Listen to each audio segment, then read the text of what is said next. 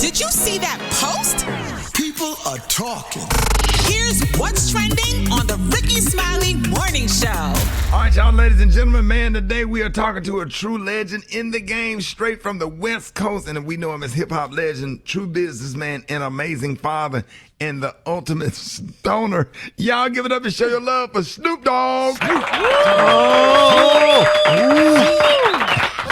What up, boy? What's crackin' top of the morning? What's crackin' like top of the morning, Uncle Brother? How you doing? Come on, bro. What's happening with it? So we so excited to have you on with us this morning. Yes, indeedy. The king of the Wheaties. Yes, we do have you, and we are so proud of you. You got a lot going on, from a new gospel album to landing new deals and partnerships to returning as coach on The Voice and so many other things. How do you balance it all while still being a dad and a grandpa? Right.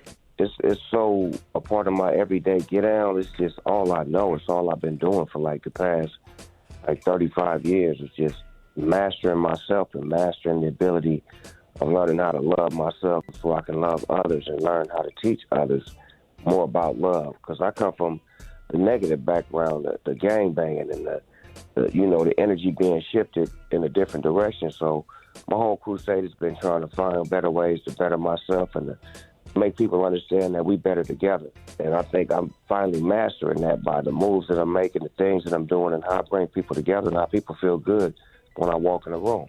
I have to ask, what do your grandkids call you? Well, they started off calling me Papa Noop because they couldn't put the S in the end together.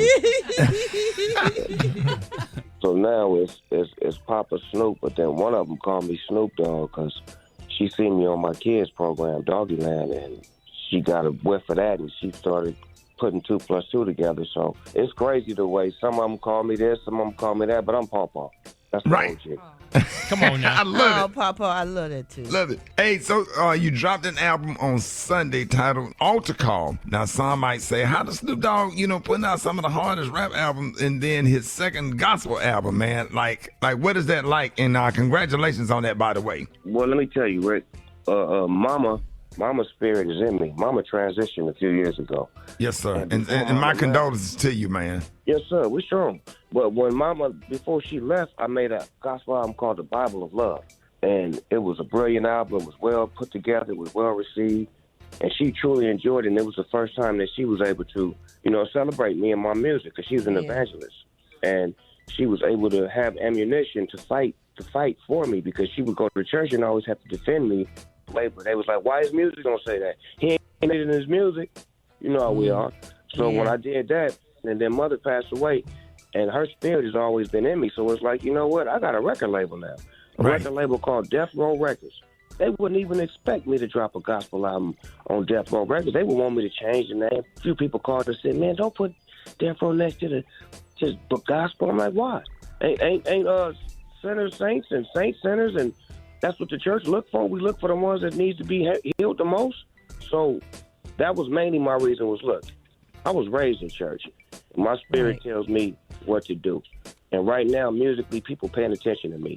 So let me give them something to really pay attention to show them where I got it from and what my musical background was based on from the beginning, which is church. So that's what this project is, Altar Call, because sometimes in life, we all need to come give our life up. We all need to surrender. And I'm showing that it's okay to be successful and to be on top and surrender, and not be down and not be sad and not be lonely and have to surrender, but surrender while you're on top. So, Snoop, with all that being said, what is one of the biggest lessons that your mother taught you? To always remain humble and to respect my elders and to be able to learn, to continue to learn. Never be too big or too old to learn. That's what she always taught me, to keep your ears open and your mouth shut, because you may learn more than you listening, more than you talking about. I know that's right.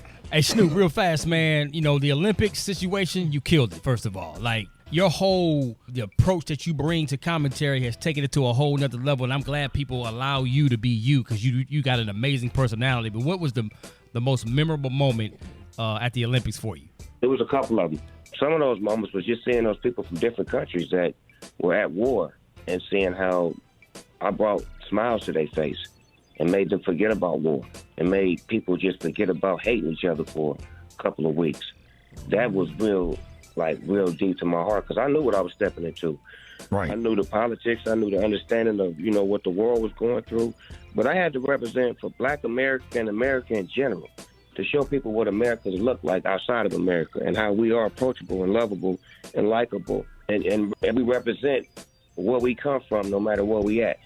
So that was one of the moments that really stuck out. And then another one was me actually holding the torch because Muhammad Ali was a friend of mine before he stopped talking and after he stopped talking. So I had a great relationship with him, and I understood what that meant to carry that torch. That means that you are a peace messenger for the whole world, and that meant a lot to me because it spoke to my spirit and where I am and how people look at me. So I took that very serious, and that meant the world to me to hold that torch and to be able to walk with conviction and peace in my heart. And also, congratulations on your multi-year deal with NBC Universal. So excited for you. And what kind of projects, we're going to see from that? Rick, I'm coming gangster first and foremost.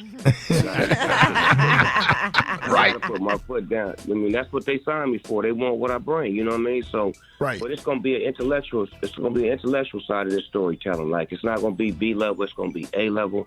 You got to understand, Universal been around for 100 years, and if they giving me a position to present, my ideas and my situations, I want to make sure that I got the best writers, best directors, the best actors, and sometimes it's not me.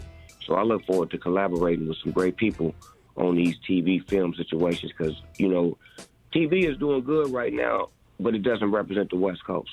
And right. I really mean it. I mean, like, I look on television and I see there's really nothing that represents us, our culture, our history, our background. So I think it's my job to come in and set stone and then not just keep it West Coast, but just tell stories that feel good to everybody because most people from the West, we come from the South. Snoop, I got to tell you, we done adopted your nephew. He our nephew now, doggone October London. Bruh, congratulations on that. Yeah. Man, he killing it. You got to thank Jazzy Faye for that. My boy Jazzy Faye, years ago, me and Jazzy Faye was working, and Jazzy presented him to me and said he liked him and he wanted him to, come get out with me because he's seen something that I could do with him. That's what we do in this industry. We always make sure that we give something to somebody that we feel that can make it bigger. Same with Bow Wow, with Jermaine Dupri. Same with October London and me.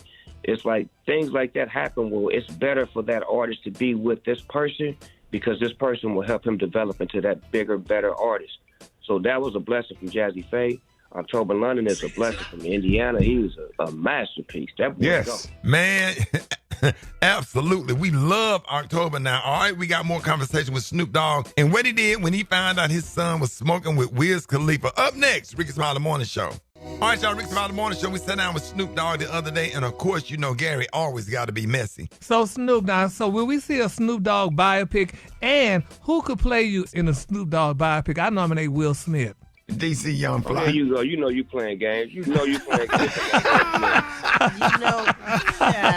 You always playing games. You always playing games with me. Out of all the people on this call, it be you that always playing messy. Yes. I love you, Snoop. And then he say, I love you. Yeah, always.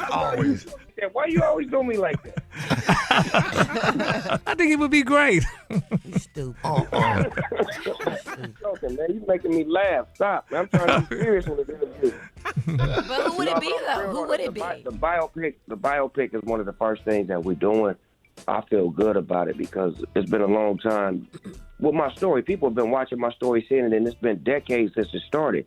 So some of the young generation don't even know Snoop Doggy Dogg. They don't know the 93, 94, 95 version of Snoop Doggy Dogg. They only know what they see now, the one that's on commercials and TV and movies or whatnot. So it's going to be a great story to tell. Brat, you already know what it is because we come up together from the beginning. So it's you already know. It's crazy how people don't know that the Brat is a rapper who started in the 90s, but sometimes they only know you for, we see you on TV, we see you on hosting and podcasting, but it's like, no. Yeah. I am this person that you guys wasn't even born.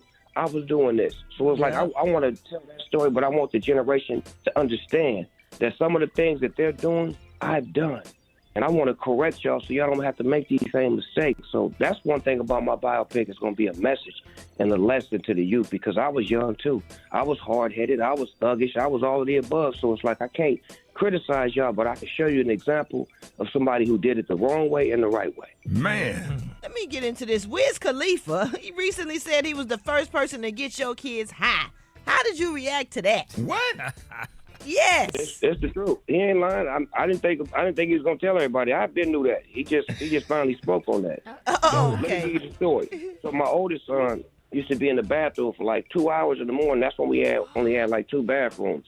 So I'm like, cuz, you got to get out the bathroom, cuz. You in there too long. I got to get in there. And when he would be in there, he would just be playing this one rapper. And I'm like, who is this dude you keep playing, cuz? You ain't playing none of my music. I'm getting upset. You in the bathroom for 2 hours playing this other dude music. Who is it? Who is this? He's like, oh, that's Whiz Khalifa, Pop. So I get up on Wiz and listen to his music.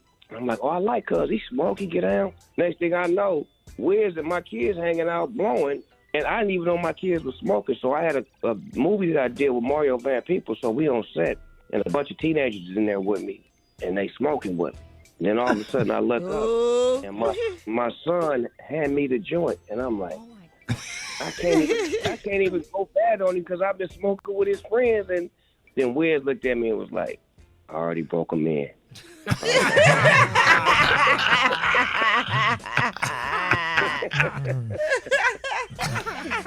Hey, that song came on. That's what friends are for. hey, man, we are excited, man, about everything that you're doing, man. Much continued success, man. We always love to have you on. Hey, Rick, Yeah. Hey, let me tell y'all. So this gospel album, right, not only is it an album, but I have a script that I've written for it. So it's going to be a movie that's going to come with this, and I definitely want a couple of y'all to play in it because I love y'all personality and y'all spirit. And then I could be the pastor. I know you get out, dog. Quit playing with me.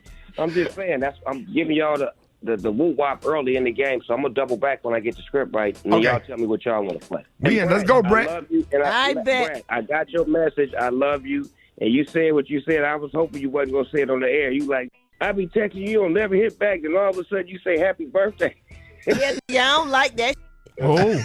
You gotta check on me and you gotta answer the phone. Don't just say happy birthday out the blue. I love you too.